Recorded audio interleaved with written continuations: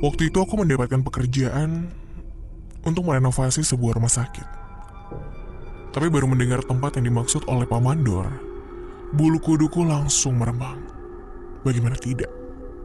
Tempat yang akan aku perbaiki ini adalah rumah sakit yang terkenal dengan keangkerannya. Aku tidak mau menyebut nama rumah sakitnya, karena warga asli Kuningan, Jawa Barat pasti udah kenal dengan rumah sakit ini.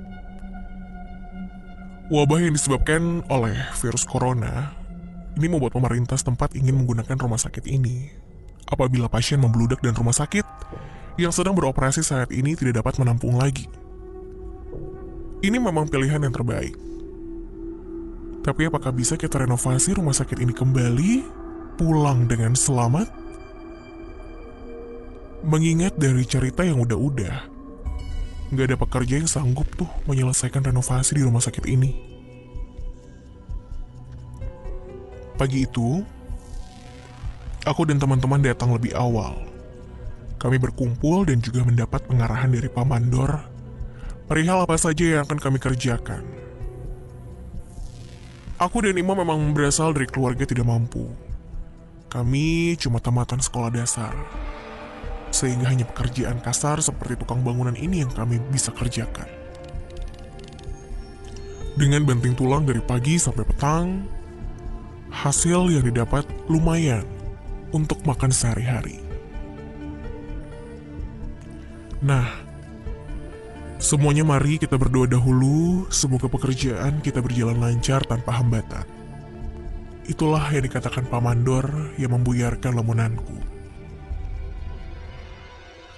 Mam, kita harus bisa bertahan di sini. Bayaran kerja di sini lebih besar daripada apa yang biasa kita terima. 100.000 per hari. Biasanya kan kita cuma dapat 75.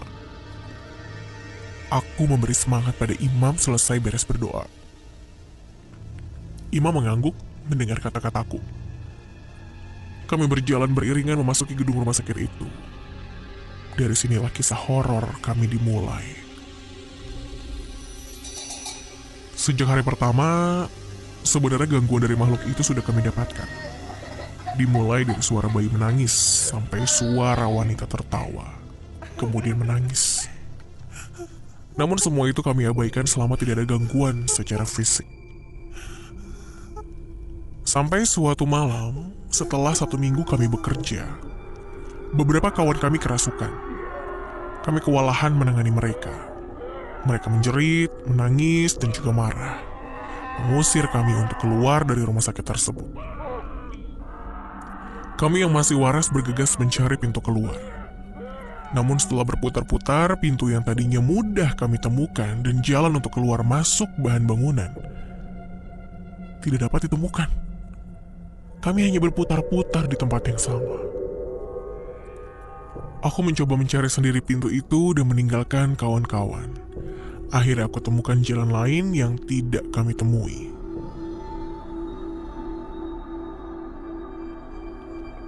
Tetapi ternyata jalan itu bukan pintu keluar. Aku terjebak di sebuah ruangan kecil. Bau anyir darah menyeruak dan banyak sekali tulang belulang di sana. Tengkorak-tengkorak banyak sekali, seperti tengkorak manusia tapi ukurannya sangat kecil. Tiba-tiba saja terdengar suara bayi menangis. Lama-kelamaan nampak tengkorak itu berubah menjadi bayi-bayi kecil mungil dengan darah di sekujur badan mereka. Ada yang anggota tubuhnya tidak lengkap seperti dipotong. Dan aku pandangi lagi mereka. Dan tiba-tiba mereka tersenyum. Akan tetapi, mulut yang semula tanpa gigi itu berubah menjadi penuh gigi dengan ujung yang runcing. Kemudian mata mereka berubah menjadi merah dan mengeluarkan darah. Mereka menangis darah. Perlahan mereka bergerak. Aku panik. Kemudian menggedor-gedor pintu karena pintu yang tadinya mudah dibuka menjadi terkunci. Sampai ketika seluruh hantu bayi itu menekanku, terdengar pintu seperti didobrak.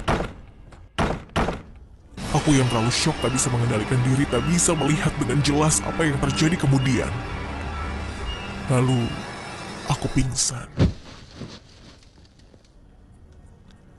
Ketika sadar, aku sadar berada di luar dengan banyak luka gigitan. Ternyata Pak Mandor dapat keluar. Ia kembali membawa Ustadz dan melakukan ruqyah pada teman-teman. Ketika menyadari aku tak ada, ia mencariku dan mendengar teriakanku. Aku terkurung di ruangan yang dulunya dipakai untuk mengubur janin aborsi. Ya, rumah sakit ini dahulu dibangun sebagai rumah sakit bersalin. Namun keserakahan membuat rumah sakit ini menerima pasien yang ingin aborsi. Praktek aborsi semakin ramai dan menjanjikan, mengingat letak rumah sakit ini di depan beberapa hotel. Hingga kegiatan mereka terendus dan rumah sakit ini ditutup. Tidak ada yang tahu kemana larinya pemilik rumah sakit ini. Aku bersyukur telah diselamatkan, walaupun sekujur badan penuh luka. Pak Mandor prihatin dengan keadaan kami. Ia menghentikan pekerjaan dan membayar kami sesuai dengan pekerjaan kami seminggu. Tidak lupa, ia memberikan sedikit uang lebih untuk kami. Akhirnya semua pekerja pulang. Kami tidak sanggup meneruskan pekerjaan ini. Sama seperti pekerja yang merenovasi rumah sakit ini sebelumnya. Kami